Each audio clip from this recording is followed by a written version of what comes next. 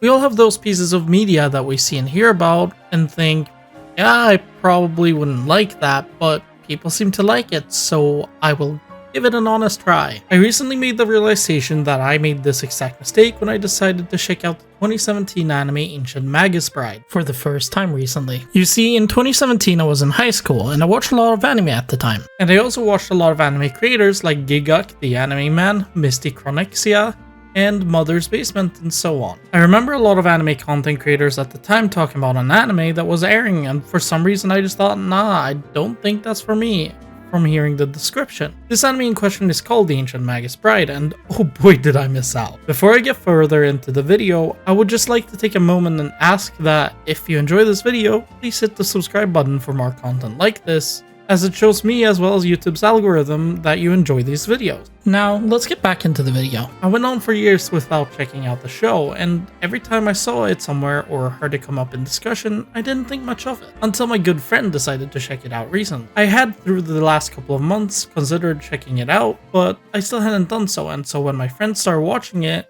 and talked about it and how much he enjoyed it, I decided to check it out as well. Now, if you haven't seen the show, you may ask, what is Ancient Magus Bride about? Let me tell you that. The Ancient Magus Bride is about a 15-year-old girl by the name of Shise Hattori, who can for some reason see various magical beings called Fae, which made her childhood very difficult, especially since a lot of them would talk about devouring her. And a lot of them can even take horrifying forms. This leads Shisa to be abandoned by her family, as they find her weird, especially since she tends to be scared of things that no one else can see. Shisa then decides to offer herself up for auction so that she can be sold off to someone else. The person that ends up buying her, however, turns out to be this odd being that has a human body but the skull of a wolf for its head. This turns out to be no one else but the mysterious mage by the name of Elias Ainsworth, who decided to purchase Shisa due to noticing that she was something called a slave beggy, which is a rare kind of human who has a strong magical connection, which is why Shisa can see the Fae.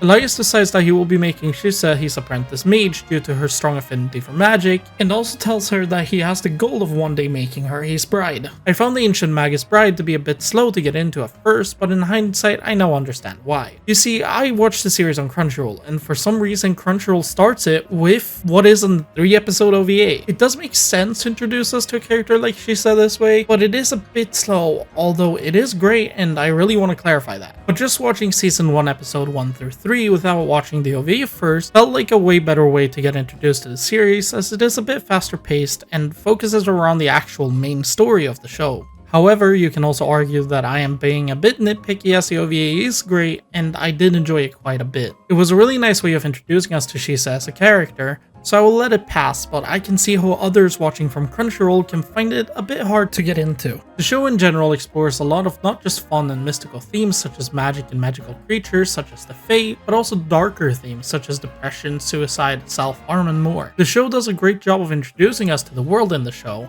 as it is the same as ours but with magical elements added. We get to see dragons are hiding away on their own to have their own safe space. We get to see fairies that try to lead Shisa to the Fae realm, and even something vampire-like called a Liananshi, and much more. The different amount of beings and various beings that you get to see throughout the show are actually really cool, and I like a lot of them. But I'm not going to talk much more about them because I want to leave it so that you guys can explore it as well if you haven't seen the show. However, something that it does really well is showing us difficulties that sometimes can occur for these beings, such as the Liananshi, as we get to meet one which falls in love with a human, but she can never get to truly be with the human man she is in love with due to what they both are. These aspects of the Fae makes the world feel a lot more alive, and makes it a really interesting world to get to explore through the anime's both seasons. The Ancient Magus Bride would not be remotely close to as good as it is if it wasn't thanks to its main character, that being Shisa. Due to Shisa's life so far, at the start of the show we get to see a lot of the world from her perspective when watching the anime. Due to how everyone she has ever loved has just thrown her aside, she feels as if she has no value as a human being. However, throughout the show we get to see how Shisa changes, thanks to the many wonderful people and beings that she ends up meeting throughout the show. I've seen a lot of people talk about how they find her to be a hard character to relate to, and she does make a lot of weird choices, but all of these choices make sense due to how Shisa views the world, and the people and beings things within its values. Due to her low self-esteem and the fact that she finds herself not to be someone who is worth anything, she takes a lot of actions that fall in line with this way of thinking, and it does lead to her making a lot of weird decisions which most people wouldn't make, but in the sense of this world and her character, it actually makes a lot of sense. She isn't like most people in that she believes that others are more important, and so she will do anything to help others no matter at what cost. And so when people don't understand her or her way of thinking, I do understand where they come from. But it actually makes a lot of sense in this case, if you stop to think about it.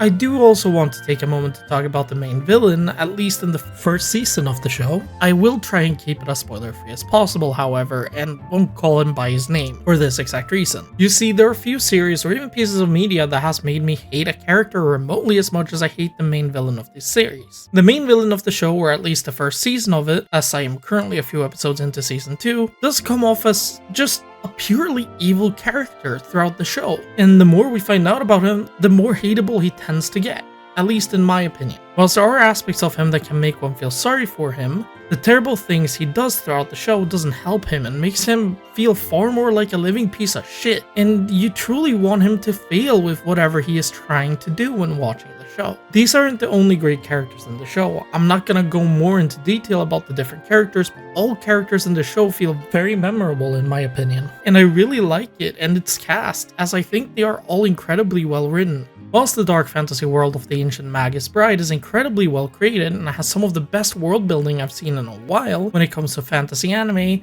it wouldn't be remotely as good without its amazing soundtrack. Junichi Matsumoto, I'm sorry if I mispronounced that, the composer for the soundtrack, did a fantastic job at making the music for the show, all the way from its inviting and somewhat lively main theme to its more sorrowful themes, which all do a great job of creating an atmosphere for the show. It's just straight up amazing. There are many moments in the anime where a lot of emotion comes from the music, and the music really adds to the impact felt from these scenes. We also have the different openings and endings, and whilst they aren't really my type of music, they are great, and you really have to give it to the show that they ensured that all the music, including openings and endings, really fit with the show and its themes, which some anime can struggle with when a song is picked as its opening or ending theme, especially back in 2017. Now let's talk about the voice acting. I watched Ancient Magus Bride dubbed, and really enjoyed it quite a bit. It's not the greatest dub, it's mostly fine with some standout performances from specific characters and voice actors, especially in season 2. When I started writing this script, I was around 4 episodes into season 2. Right now, I am 14 episodes in, and I have to say that Alejandro Saab, also known as Sayu, really nailed his role and stuck out as an incredibly played character for his role within the show. He's only one example though, and most of the cast does a good job of their characters, but there are a few that stand above the rest in my personal opinion. Now let's talk about the animation. The animation in this show is honestly nothing that special. It was fairly standard for its time and does not stand out at all in today's animation landscape. But I also think that is expected of an anime from 2017. It's 8 years old, almost 9 years old after all. I have seen far worse animated shows both back then in 2017 and today, so whilst it isn't anything special animation wise, it doesn't need to be, as where it truly is at its best is with its storytelling and dialogue throughout the show. Overall, the show does a great job at telling its story through its wonderful world building with its many mysterious themes and characters, and even locations, and what I have told you about today only scratches the surface, so if you haven't seen it, I highly recommend picking it up and watching the Ancient Magus Bride, as it's amazing. It can at times feel a bit slow, but overall it's amazing, and in my opinion its second season so far has done a great job at solving some of its slow pacing that the first season felt like it had. The characters are all incredibly well written, and its soundtrack is phenomenal, and fits perfectly with what the show needs. And so if you like shows with cool worlds, great writing, fantastic characters, and an amazing soundtrack, then this is an anime that is just for you. With all of that said, have you seen the Ancient Magus Bride? If you have, what do you think of it? I'd love to hear what you have to say in the comment section below. I hope you all have enjoyed this video, and if you did, hit the like button and the subscribe for more content like this. I am now off to work on some future project, but I do wish you all a wonderful rest of your day, and as this video is going up on New Year's Eve, if everything goes as planned, I wish you all a happy new year. Bye.